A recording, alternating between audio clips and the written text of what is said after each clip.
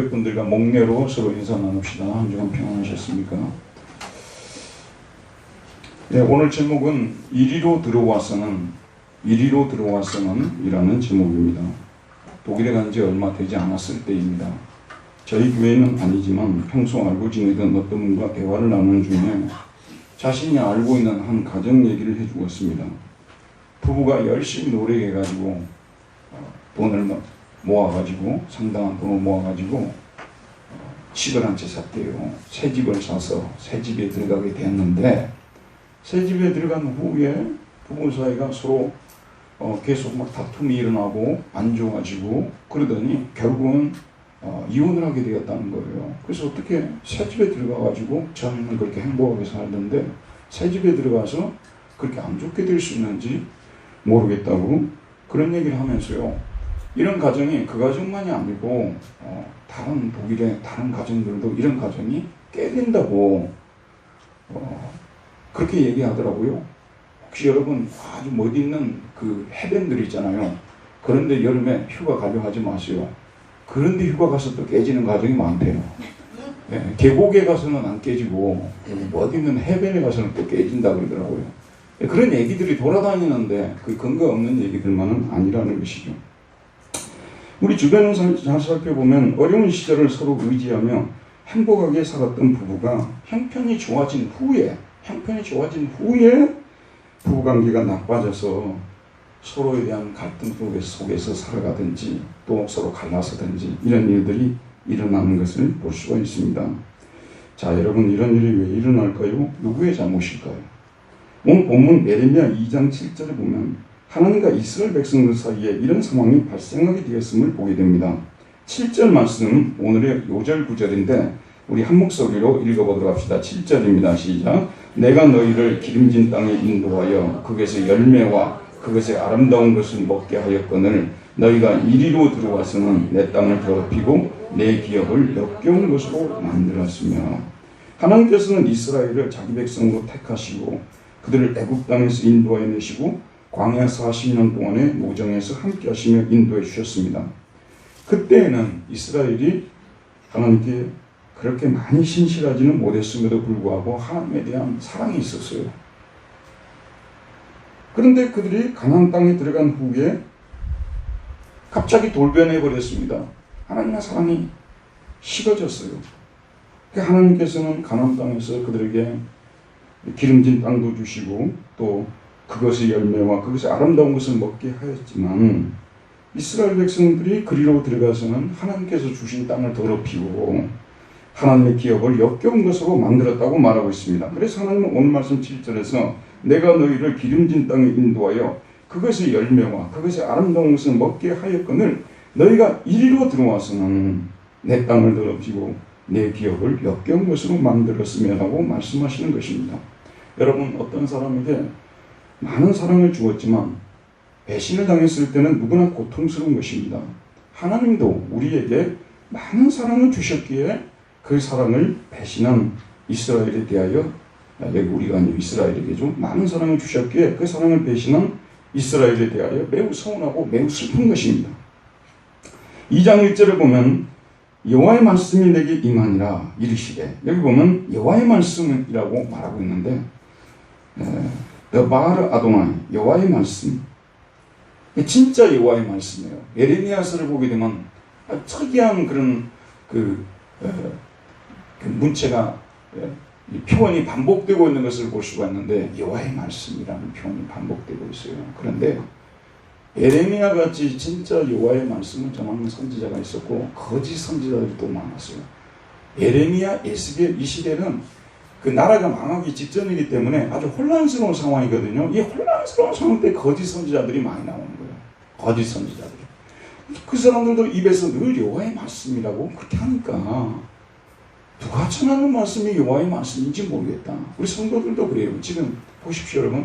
우리 목사님들의 한 신학교에서 로마 천주교처럼 교황님이 말씀하시면 그게 그냥 책에 기록이 돼가지고 주마다 그것 가지고 사제들이 그 강단에서 설교하고 그런 거 아니잖아요. 우리는요.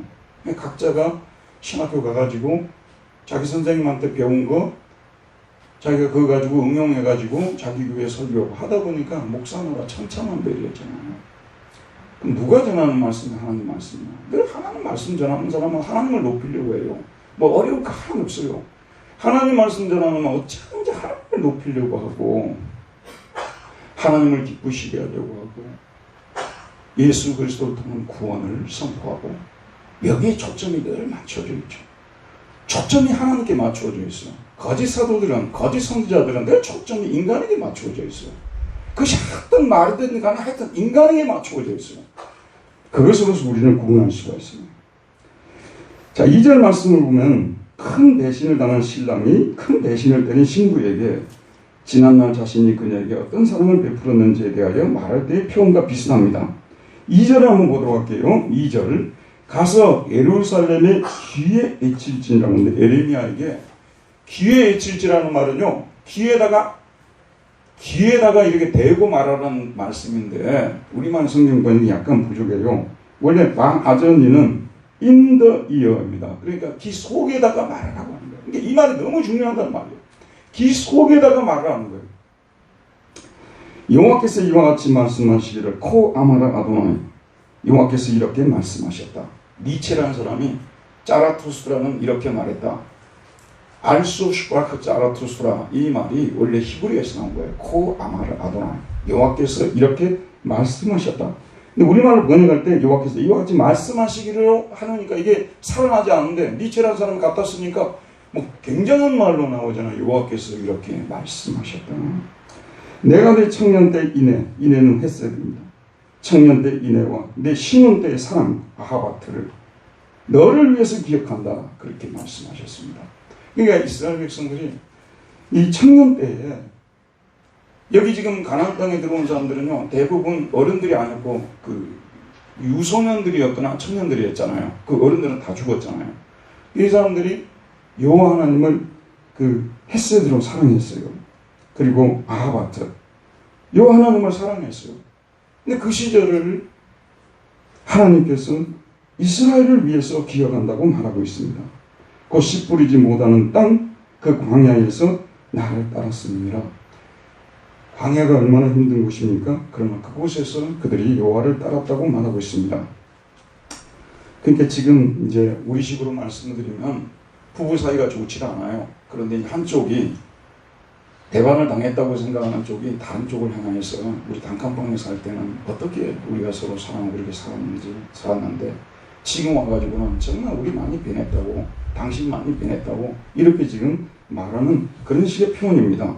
그런데 하나님께서 그렇게 하나님을 사랑하는 이스라엘을 얼마나 아껴주셨는가. 3절 말씀 우리 한번 다 같이 읽어봅시다. 3절입니다. 이스라엘은 여호와를 위한 성문 곧 그의 소산 중 천열매이니 그를 삼키는 자는 모두 벌을 받아 재앙이 그들에게 닥치리라. 여호와의 말씀이니라. 이스라엘은 여호와를 위한 성물이라. 코데시. 성전 안에 있는 물건을 성물이라고 하잖아요. 그럼 성전 안에 뭐가 있었어요? 떡상이 있었잖아요. 떡상. 여러분 잘 아는 금촛대가 있었죠. 물두멍이 있었죠. 근데 일단은 성물이 되게 되면 누가 그걸 만지잖아요. 그럼 바로 그 사람 죽습니다. 심지어는 제사장이라 하더라도 하나님의 법을 어기고 만지게 되면 죽습니다. 여러분 너무 그 구약 성경을 좀 잘 알지 않습니다. 참 제가 이런 표현을 써서 죄송한데요. 우리 예수 믿는 사람은 죽는 날까지 자기가 얼마나 존귀한 존재가 되었는지에 대해서 잘 모르고 신앙생활해요. 예수를 믿으면 하나님의 절대적인 보호를 받아요. 지금 여러분 그런 얘기 듣잖아요.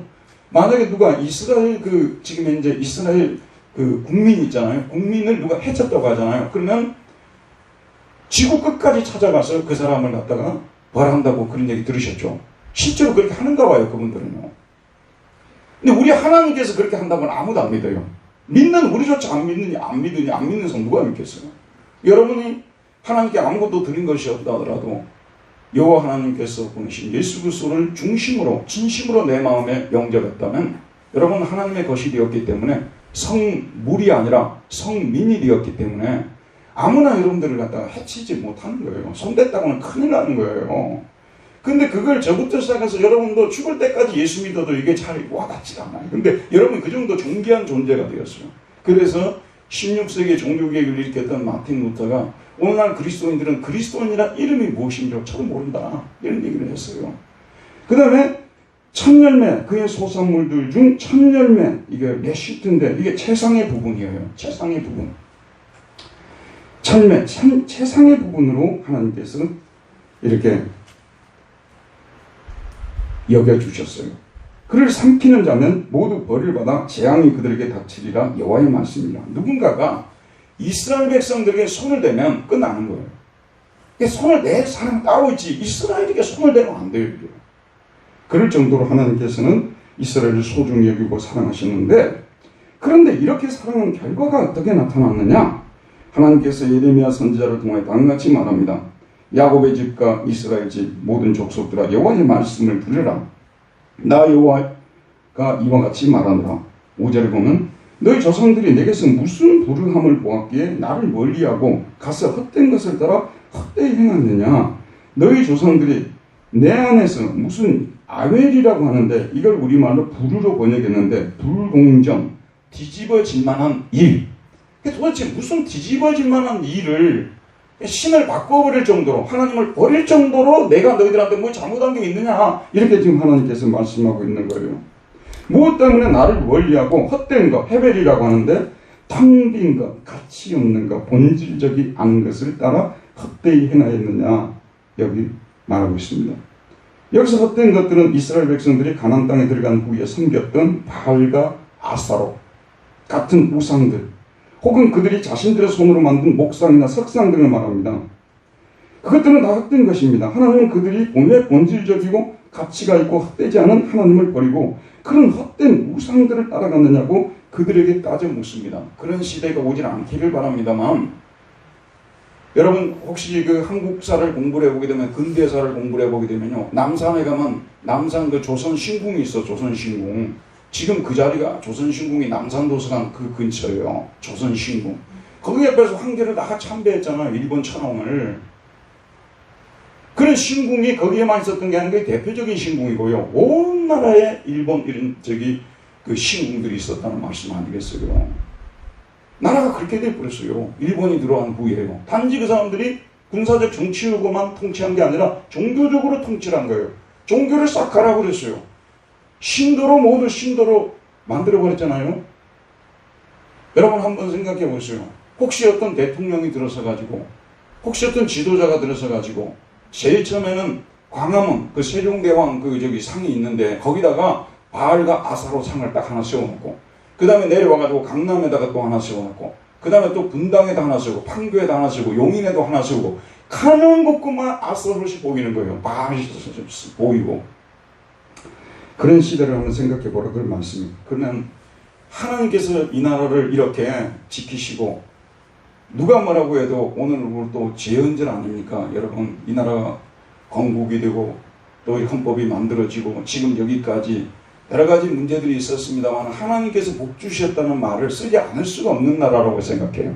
여러분도 동의하십니까? 하나님께서 복을 주셨다는 말에 동의하지 않을 수가 없어요. 아까 기도하시는 분이 그 일본하고 우리나라를 비교를 했는데, 참 일본은 여전히 우상을 섬기면서 처참한 상태에 있다는 것을 여러분이 아실 것입니다. 거기에 비해서 우리나라는 정말 얼마나 큰 복을 받은 나라가 되었습니까? 자, 이렇게 하나님께서 만들어줬는데 21세기가 돼가지고 갑자기 우리나라가 그냥 기독교를 핍박하고 기독교를 갖다가 박해하고 막 우상들을 섬기고 온 천지막 신상들이 서 있고, 그럼 여러분 어떻게 되겠어요? 하나님께서 참 안타까운 거예요. 그들을 사랑하지 않았다면 실망할 필요도 없었겠죠. 근데 광야에서 또 가나안 땅에 들어왔을 때 그들에게 좋은 땅을 주고 얼마나 그들에게 잘해줬어요. 그런데 이 사람들이 이렇게 태도를 싹 바꿔버리니까 얼마나 하나님 고통스럽겠습니까? 5절에 보면 나 여호와가 이와 같이 말하노라. 너희 조상들이 내게서 무슨 불의함을 보았기에 나를 멀리하고, 하나님을 멀리했어요. 교회를 멀리하고 예수 그리스도를 멀리하고 가서 헛된 것을 따라 헛되이 행하였느냐. 별로 유익되지도 않는 것들, 실제로 본질적으로 나에게 도움이 되지 않는 것들, 그런 것들을 따라서 행하였느냐, 라고 말하고 있습니다. 자, 그 다음에 6절에 보면 그들이 우리를 애굽 땅에서 인도하여 내시고 광야고 사막과 구덩이 땅, 건조하고 사망의 그늘진 땅, 사람이 그곳으로 다니지 아니하고 그곳에 사람이 거주하지 아니하는 땅을 우리가 통과하게 하시던 여호와께서 어디 계시냐 하고 말하지 아니하였도다. 자, 이런 보세요. 태도가 돌변해 버렸어요. 그러니까 전에는 무슨 일이 있으면, 좀 힘든 일이 있으면 교회 나와가지고 막 하나님께 물었던 사람들이에요. 부지런히 교회 다니면서 어려운 일이 있으면 하나님 앞에 나와서 기도하고 눈물 흘리고 막 이렇게 막 물어보고 이랬던 사람들이 어느 정도 상황이 좋아지니까 완전히 태도가 돌변해가지고 하나님께 전에 묻지를 않는 거예요. 그래서 여기 뭐 보면은 여호와께서 어디 계시냐 하고 말하지 아니하였도다. 이것이 히브리어 성경에서는 앞부분에 나와요. 여호와 하나님 어디 계십니까? 물어보지를 않는다는 거예요, 사람들이요. 근데 그 하나님은 어떤 분이시냐? 본래 물어보지 않아도 될 그런 사랑 없는 하나님이 아니셨고 우리를 애굽 땅에서 인도해 내신 분 아니겠습니까? 여러분, 애굽 땅에서 인도해 내셨다는 이 말이 보통 말입니까? 근데 애굽에 종살이 하고 있었잖아요. 하나님께서 모세와 아론을 보내서 그들을 애굽 땅에서 10가지 기적으로 애굽 땅에서 인도해 내셨잖아요. 이거는 이스라엘 백성들이 죽어도 잊지 말아야 될 소식이에요. 여러분, 힐랍 철학을 공부하다 보면 아리스토텔레스라는 사람이 시작이 반이라는 말을 썼어요. 시작이 반이라고. 어떤 원리 원칙을 가지고 있느냐, 그것이 그 이후에 전개될 내용의 50%는 결정한다는 거예요. 들어봅시다, 여러분. 우리 신앙에 있어서는 하나님께서 예수 그리스도를 통해서 죄와 죽음과 사망에서 죄와 사망과 마귀로부터 우리를 건져내 주셨다는, 구원해 주셨다는 이것이 우리 신앙의 50%를 차지하는 거예요. 여기에 대해서 늘 우리는 감사하고 늘 찬송을 드려야 되는 거예요. 아, 목사님 그것도 모른다고 매번 그렇게 막 말씀하시냐 하지 마세요. 어떻게 자기를 죽은 자 가운데 살리신 하나님을, 예수 그리스도를 우리가 어찌 잊을 수가 있겠습니까? 우리는 기도할 때마다 그분의 은혜에 감사해야 되는 거예요. 이스라엘 백성들이요, 가나안 땅에 들어가 살기 좋아하니까요, 애굽 땅에서 자기들을 건져주신 것을 감쪽같이 잊어버린 거예요. 거기에 대해서 지금 책망하고 있는 것입니다. 그 다음에 광야고 사막과 구덩이 땅, 건조하고 사망의 그늘진 땅, 사람이 그곳으로 다니지 아니하고 그곳에 사람이 거주하지 아니하는 땅을 우리가 통과하게 하시던 여호와께서, 그 다음에 하나님이 어떤 일을 하셨습니까? 광야를 통과하게 하셨어요. 우리 중에서 우리 목사님, 신목사님 한번 성지순례 다녀오신 것 같은데 저는 아직 못 갔거든요. 근데 광야를 다녀오신 분이 얼마 전에 그 사진을 올려놨더라고요. 거기다 뭐라고 써놨냐 그러면은, 광야는 자기가 생각했던 것보다 훨씬 더 힘든 곳이라는 것이에요. 그냥 그 몇 시간도 그러니까 견디기 힘들더래요. 광야가 그런 곳입니다. 여러분 아시겠죠? 광야는 여러분이 아시다시피 물도 별로 없는 데 아닙니까? 가끔 가다 오아시스가 나옵니다. 그 다음에 정갈이 막 돌아다니면서 무는 곳 아닙니까? 그리고 거친 땅 아닙니까? 맞죠, 여러분?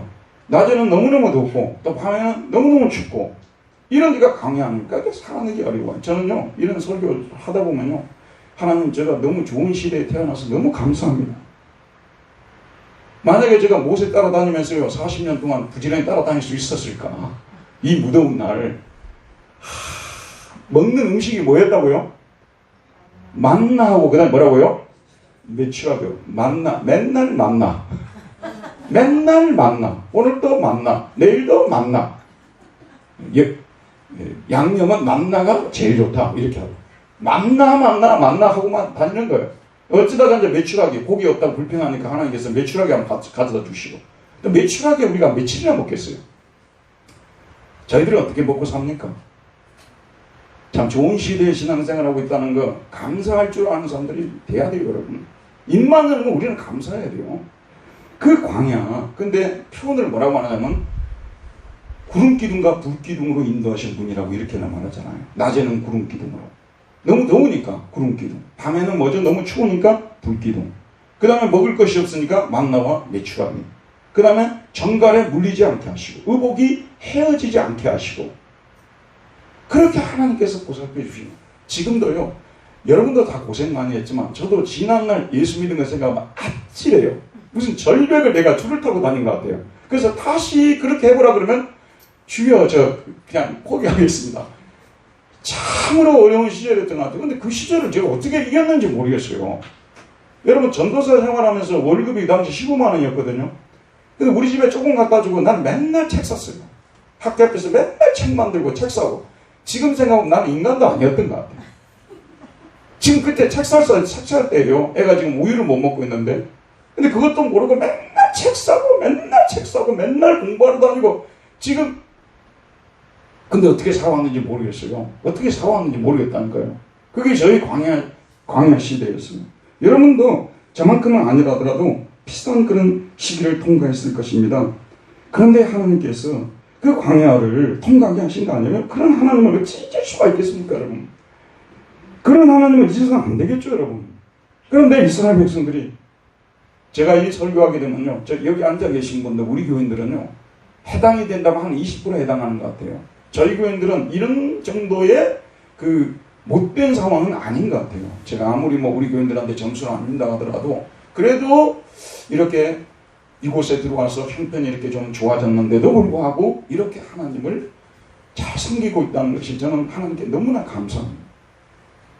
우리가 하나님 마음에 쏙 들지는 않는다 하더라도 그래도 어느 정도는 하나님 기뻐하시지 않겠느냐 그런 생각합니다. 그런데 지금 이 말씀을 듣는 이스라엘은 엉망이 너무 형편없이 되어버렸어요.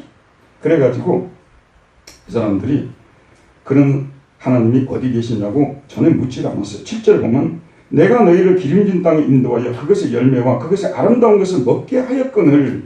여기 보면 기름진 땅이 히브리어로 갈멜이에요. 여러분 보통 갈멜산이라는 말을 쓰잖아요. 갈멜이 기름진 땅이라는 뜻이에요.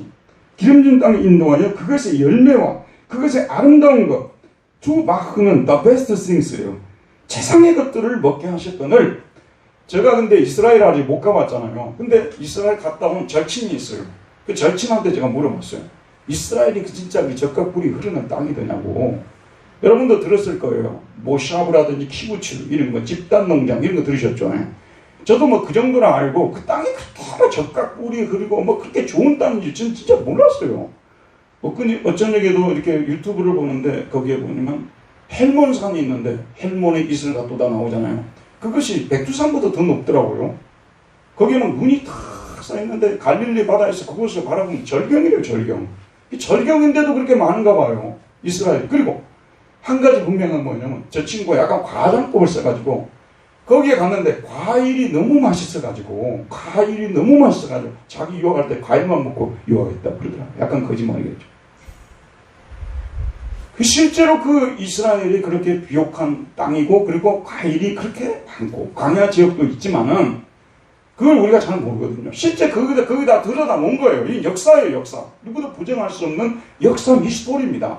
거기에 들어가서 잘 먹고 잘 살았다 그 말이에요. 그런데 정착을 어느 정도 하고 나니까 이 사람들이 마음이 확 변해가지고 여호와께 드디어 묻질 않기 시작하는 거예요. 이제는 더 이상 여호와께 묻질 않아요.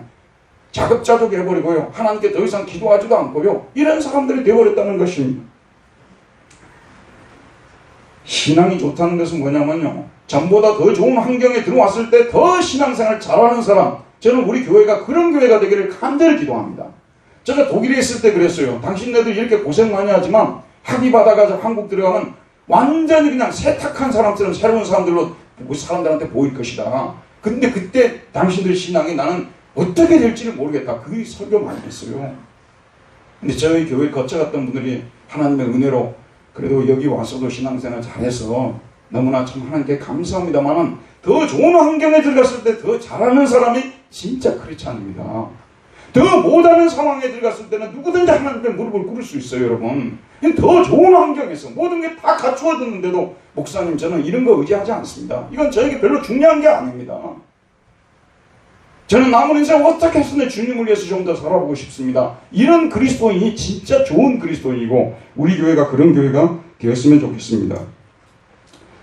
그래서 그랬는데 7절 보면 너희가 이리로 들어와서는 여기 보면 이리로 들어와서는이라는 이 번역은 히브리어로 뭐냐면 이거는 그냥 와타보우라예요. 영어로는 but you came입니다. 그러나 너희들이 왔다 그 말이에요. 그냥 but you came 딱 이렇게 된 거예요. 근데 우리말로 번역을 할 때 이리로 들어와서는 제가 여러분 설교할 때 우리 한국 번역본에 대해서 좀 비판을 하잖아요. 왜 이렇게 번역했는지 모르겠다. 이 번역은 진짜 똑똑하게 잘한 번역이에요. 이리로 들어와서는 그냥 그러나 너희들이 왔다 이거보다는 이리로 들어와서는 이 번역은 진짜 잘한 번역이에요. 이리로 들어와서는 가나안 땅에 들어와서 이제 정착을 하고 모든 상황이 편해졌다는 것이죠. 그런데 그런 상황이 펼쳐지자 이스라엘은 갑자기 변했습니다. 그들은 우상을 만들어 이스라엘 곳곳에 세우면서 하나님의 땅을 더럽혔습니다. 하나님의 기업을 역겨운 것으로 만들었습니다. 이리로 들어와서는 광야에서 하나님을 사랑했던 그 사랑보다 더 큰 사랑을 하나님께 드려야 하지 않겠습니까? 더 좋아졌는데 살기가 좋아졌어요. 직장이 없었는데 직장이 좋아졌고요. 집이 없었는데 집이 있고요. 집에 이제 저축도 좀 하고요. 좀 좋아졌어요. 이리로 들어와서는 상황이 좋아져서 더 하나님을 사랑하고 그래야 되는데, 제가요, 여러분 우리 교인들을 위해서 기도할 때 그래요. 그 교인이 지금 너무 어려움을 겪고 있어요. 그 문제 해결해 주시옵소서. 그 문제 해결해 주시옵소서. 그렇게 기도하는 목사는 목사도 아니고요. 모든 목사가 다 그렇게 기도하겠죠. 그 성도의 그 문제를 해결해 주시옵소서. 근데 항상 기도할 때마다 해결되고 나서 안 좋은 쪽으로 가면 어쩌지? 계속 해야 되나? 하나님께 좀 그대로 계속 부시하냐? 왜냐하면 어려울 때는 하나님 열심히 찾으니까요. 근데 해결이 되고 나서 상황이 좋아지게 되면은 교회도 멀리하고 하나님도 멀리하고 성경도 안 읽고 교회 모임에 별로 안 오고 이렇게 사람들이 될 수 있으니까. 근데 이런 걸 보면요, 참 인간이 죄인이라는 거 시인하지 않을 수가 없습니다. 자, 이렇게 되는 거예요. 그런데 여러분, 이런 상황에서 이렇게 하지 못하도록 말려야 될 사람들이 어떤 사람들이에요? 지도자들 아니겠어요? 그래서 지도자들이 타락하면 나라는 망하는 것입니다.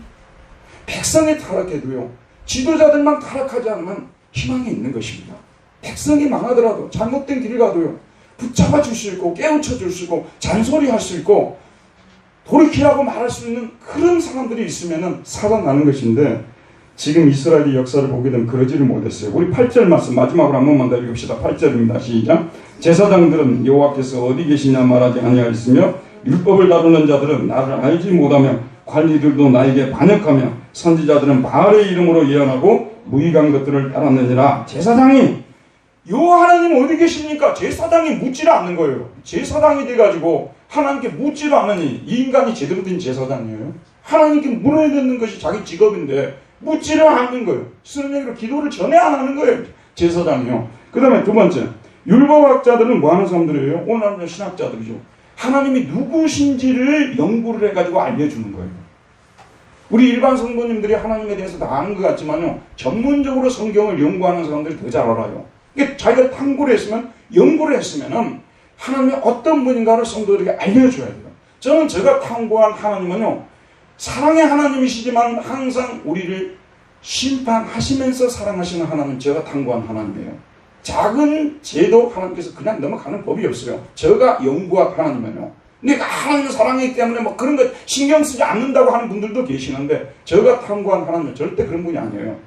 우리를 너무나 사랑하시기 때문에 질투하시는 하나님이십니다. 여러분, 부부가 너무 사랑하면요, 자기 남편이, 자기 아내가 다른 사람 쳐다보는 것도 싫어해요. 너무 사랑하기 때문에.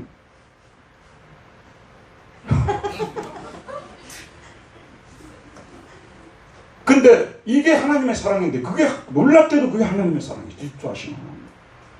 아합을 쳐다보는 것도 막 싫어해요. 하나님께서 아사엘을 쳐다보는 것도 싫어하고요. 그렇게 하나님께서는 질투하시는 하나님, 저는 그렇게 하나님을 배웠습니다. 그런데 하나님은 때리시고 어루만지시는 분이세요. 때리시고 어루만지시고, 잘못할 때는 가차없이 하나님의 심판하시지만 긍휼히 여기시고 또 일으켜주시고, 잘못했습니다 한마디만 해도 금방 눈이 녹듯이 녹아내리면서 사랑하시는. 근데 그 성품을 하나님께서 저에게도 주신 것 같아요. 솔직히 교인들이 신앙생활 잘못하고 그러면요, 속상하고 너무 속상해요. 제가요. 왜냐하면 하나님 앞에 신앙생활 잘해야 그 사람의 복을 받는 거 아니에요? 근데 신앙생활 잘못하고 있으면 목사가 얼마나 마음이 아프겠어요. 그런데 어느 순간에 보면 그 사람이 확 돌아서 있어요. 그러면 저는요, 그 사람이 전에 가졌던 그 마음이 눈 녹듯이 없어져 버려요. 내가 왜 이렇게 사람이 쌀까? 요즘 싸다는 말 쓰잖아요. 왜 이렇게 쌀까? 그런 생각이 어떤 때는 들어요. 아니, 그러면 좀 어느 정도 시간이 지나도록 그 사람 말도 안 하고 그래야 되잖아요. 근데 저는 그리 못해요. 그냥 그 사람이 하나님께 바로 서면 그냥 내 마음이 그대로 녹아져 버려요. 근데 그게 하나님의 마음이라고 저는 생각하고 있습니다. 근데 율법학자들이 그렇게 하나님을 제대로 가르치지 않아요. 알지 않고. 그 다음에 관리들도 나에게 반역하며, 그 다음에 뒤에 가보면 선지자들은 바알의 이름으로 예언하고 무익한 것들을 따는, 선지자들이 제대로 돼야 되잖아요. 근데 선지자들이 제대로 말씀을 전하지 않아요. 하나님 누군지를 모르는데 어떻게 전할 수가 있겠습니까? 목사가 한번 생각해 보세요. 제가 설교 원고를 듣고 있는데 하나님이 지금 자기가 만난 적도 없고 누군지도 모르는데 내가 무슨 설교를 할 수 있는 건 허공을 치는 설교밖에 없어요. 목사님 소리치는 것은 저에게는 다 허공을 치는 거예요. 이렇게 들릴 수밖에 없어요. 만난 적도 없는 사람이 전하니까요. 선지자들은 하나님을 아는 사람, 하나님을 만나고 하나님 음성을 듣고 전하는 사람이 돼야 된다는 말씀이, 이스라엘에 그런 사람이 없어져 버렸어요. 그 다음에 또 관리들에 대해서 이야기를 하고 있는데, 여기 보면 관리들도 나에게 반역하면, 이게 영적 지도자지만 이 사람들은 이제 이스라엘 백성들을 행정적으로 통치하는 그런 사람들이죠. 정치 지도자들이라든지 이런 행정관리들을 말합니다. 이런 행정관리는요, 특별히 신정국가일 경우는 행정관리들은 뭐냐면 하나님의 종들이에요. 똑같은 하나님의 종들이에요. 그래서 이 사람들이, 백성들이 여기다가, 야탑에다가 바알신은 우상을 세우려고 한다면 여기 안 돼! 딱 이래버려야 된다면 행정관리들이 여기는 뭐 어디다가 여기다 세우려고, 저기 판교에다 세우라고. 우리 교인이 판교에 별로 많이 안 살아요. 그러나 판교 사신 분 딱 걸리네. 또 이렇게 판교 말고 그럼 저기 동두천에 갖다 세우라고. 여기 못 세운다. 이 관리들이 하는 일 아니에요. 관리들이 그런 일을 해야 되는 거예요. 근데 관리들도 뇌물을 받아먹고 이게 거기 세우도록 그냥 바알신 아스타로스 막 상 이렇게 세우도록 막 사람들이 가만 두는 거예요. 그래서 우리 개혁주의 신앙은요, 관리들의 역할에 대해서 대단히 중요한, 목사와 똑같은 비중으로 중요하게 우리를 다루는 그런 신앙을 가지고 있습니다. 그래서 우리 장로교요, 이제 처음에 로마 천주교를 거의 다 믿었잖아요. 저기 서구가, 유럽이요. 근데 종교개혁 마틴 루터가 일어났잖아요. 그래서 루터교가 생겨났어요. 그 다음에 스위스를 중심으로 해서 개혁교파, 리폼드 처치가 생겨났잖아요. 우리가 보통 장로교라고 하는 프레스비테리안 처치가 생겨났잖아요. 근데 영국으로 간 거예요. 스코틀랜드라는 나라가 어떤 나라입니까? 완전히 로마 천주교를 믿는 나라였어요. 두 여왕이 있었는데 악명 높은 두 여왕, 메리라는 여왕. 그래서 개 이름도 여러분 메리라고 그건 안 지었어요. 옛날에 시골에 가면 개 이름 메리 많이 했거든요. 근데 메리가 원래 마리아죠. 그잖아요. 영어로 메리잖아요. 근데 이 메리 두 여왕 때문에 온 나라 사람들이 고통을 당했어요. 그래서 존 낙스가 거기서 종교개혁을 일으킨 후에 1560년에 스코틀랜드 신앙고백서를 작성을 했어요. 거기다가 24장 행정관리에 관하여 이렇게 써놨어요. 우리는 여왕과 왕과 방백과 행정관리들이 종교의 보존과 정화를 가장 중요하고 우선하게 여겨야 한다고 확신한다. 따라서 저들은 시민 질서를 위해서뿐만 아니라 참된 종교를 유지하고 우상 숭배와 미신을 막아내기 위해서 세움을 받았다고 믿는다. 다른 종교 개혁의 신앙고백서는 여왕을 넣어놓은 적이 없어요. 여왕한테 너무 고통을 당해가지고 두 여왕한테 여왕과, 그래서 이거는 정말 요즘 페미니스트들이 되게 싫어하는 말도 낙서가 있어요. 여자분들 절대 왕으로 세우지 말라고. 근데 역사적 맥락이 있다니까요. 얼마나 고통을 당했는지. 여기는 여왕과 왕과 방백과 행정관리들이 종교의 보존과 정화를 가장 중요하고 우선하게 여겨야 한다고 확신한다. 스코틀랜드 진짜 그런 나라가 됐어요, 여러분. 따라서 저들은 시민 질서를 위해서뿐만 아니라 참된 종교를 유지하고 우상 숭배와 미신을 막아내기 위해서 세움을 받았다고 믿는다. 자, 잠깐 들어보세요. 전에도 제가 설교 시간에 한두 번 말씀을 드렸는데, 존 낙스가 종교개혁을 일으켜 나서 스코틀랜드가 어떤 나라가 되는지 아십니까? 유럽에서 가장 교육을 잘 시키는 나라가 되어버렸어요. 그래서 유명한 에딘버러 대학교, 글래스고우 대학교, 에버딘 대학교, 유명한 교육의 나라가 되어버린 거예요. 그 종교개혁 일으키고 나서 얼마 안 돼서 그렇게 발전해버렸어요. 참된 종교가 들어가게 되면요, 진짜 참된 교육이 실시가 되고요, 사람들이 똑똑해져 버리는 거예요. 그리고 아름다운, 정말 하나님 기뻐하시는 문화가 만들어지게 되고 역사가 보여주는 것입니다. 그래서 우리 예수 믿는 분들은, 제가 목사지 않습니까? 목사나 율법학자들, 신학자나 이런 사람들이 안 됐다 하더라도 여러분이 주어진 자리에서 여러분이 해야 될 일들이 있다는 거. 특별히 행정관리로 부름을 받은 사람들은 이런 일을 해야 된다는 것을 말씀해 주고 있습니다. 근데 그 사람들이 그렇게 하지 않았어요. 자, 말씀을 맺겠습니다. 신자들이 대부분 그래요. 어려울 때는 하나님께 매달리고 막 하나님 도와주세요 하고 막 교회도 가까이 하고 막 열심히 합니다. 교회 모임에도 나오고 하다가요, 그래서 하나님께서 그 문제를 풀어주시고 좀 해결해 주시고 상황이 좀 좋아지잖아요. 그러면은 그 좋아졌으면 얼마나 좋습니까? 제가 기도하는 목적이 그거예요. 그 성도를 위해서 기도하는 목적이요. 이제 상황이 좀 좋아져서 이제부터라도 성경 좀 읽고 교회 일 좀 많이 하고 좀 더 하나님을 위해서 살게 해주시도록 저는 그런 기도를 드리거든요. 근데 우리 인간들은 어떻습니까, 여러분? 문제 해결되고 나면은 딴 생각을 해버리는 거예요. 전에 가까이 하던 교회를 별로 가까이 하지 않아요. 이제 할 수 없이 나오는 교회가 될 수도 있어요. 그 문화적 행위가 되어버릴 수도 있는 것입니다. 굉장히 위험합니다. 그래서 우리 이런 말씀을 가슴 아프게 드려야 돼요. 왜냐하면 저나 다 우리 여러분 모두 다 드려야 되는 거야. 우리 한번 50년에서 그 이제 6.25 전쟁 끝나고 나서 53년이죠. 끝나고 나서 그 다음에 2000년대까지 신앙생 우리 한국 사람들 어떻게 했어요? 모든 교회, 모든 교파를 초월했어요. 새벽기도 얼마나 열심히 나왔습니까? 철야기도 그야말로 저녁에 잠 안 잤어요. 보통 저도 철야기도 가러 가면은요. 저녁에 이제 9시 정도 모이지 않습니까? 그럼 저녁에 잠을 안 자요. 물론 잠이 오니까 또 잤다가 일어났다가 아침에 되면 또 뭐냐 새벽 예배 또 드려요. 새벽 예배 드리고 오고 이렇게 신앙생활 했었어요. 그런데 어느 순간부터 우리 한국교회에 철야기도가 없어져 버렸잖아요. 심야기도로 바꿨잖아요. 심야기도 와봤자 1시간 정도 하고 가는 거예요. 기도 시간은 20분 정도밖에 안 돼요. 우리가 이렇게 돼버렸어요. 문제는 뭐냐 그러면 여러분들 어디에 속고 있냐 그러면요. 문제가 아무것도 없다는 거예요. 특별한 문제가 없다는 거죠. 근데 그게 진짜 문제예요. 우리는 이와 같이 좀 좋은 상황이 되었을 때 더 잘하려고 많이 노력해야 돼요. 근데 역사를 살펴보게 되면 모든 역사를 다 살펴봐도요. 잘 되고 나서 하나님 잘 믿는 나라는 거의 없더라고요. 다 그래요. 유럽도 그러고 미국도 그러고 다 경제적으로 좋아지고 막 경제적으로 부유해지면요. 사람들이 하나님 믿는데 점점 더 관심이 없어지고 멀어지고 막 이렇게 돼 있어요. 앞부분에 제가 말씀드렸습니다만 저는 그래도 우리 교인들이 이 정도 좋은 환경에서 이 정도라도 하나님을 찾고 하나님을 섬기는 것이 하나님께서 우리 교회에 주신 특별한 은총이라고 저는 믿고 있습니다. 여러분 못 믿겠어요? 여러분 그런 생각이 들어요. 하나님께서 우리 교회에 주신 은총이다. 더 우리가 좀 잘 믿고 갔으면 좋겠습니다. 여러분 하나님에 대해서 좀 이렇게 하나님께서 뭐 잘 삐지기도 하시고 막 이런 거 가지고 좀 못한다고 그럼 내버려둬 버리지 뭐 그런 걸 가지고 이러느냐 그런데요. 하나님께서 이런 상황에 대해서 슬퍼하시고 노여워하십니다. 왜 슬퍼하시고 노여워하실까요, 여러분? 슬퍼하시고 노여워한다는 것은 아직도 사랑이 있기 때문에 그런 거예요. 노여움이라는 것은 사랑의 다른 쪽 한쪽 면이에요. 나하고 관계없는 사람들에 대해서 여러분 노여워하십니까? 내가 이렇게 지나가는데 걔가 이상하게 짓고 있어요. 노여워 가십니까? 지사를 하고 가는 거 아니겠어요? 근데 내가 사랑하는 사람 있잖아요. 내가 사랑하는 나의 자녀들에 대해서는 그냥 지나갈 수가 없는 거죠. 노여워하잖아요. 노여워한다는 것은 사랑한다는 거예요. 여러분 하나님이 아직도 우리에게 노여워하시고 하나님 우리에게 간섭하신다는 것은요. 하나님께서 우리에게 대한 애정을 포기하지 않으셨다는 증거가 되는 것입니다.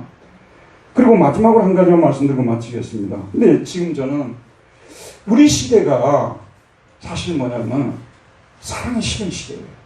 이거는 인정하지 않을 수 없어요. 죄송합니다만 부부간의 관계도 별로 사랑이 없어요. 우리 부부는 다르다고.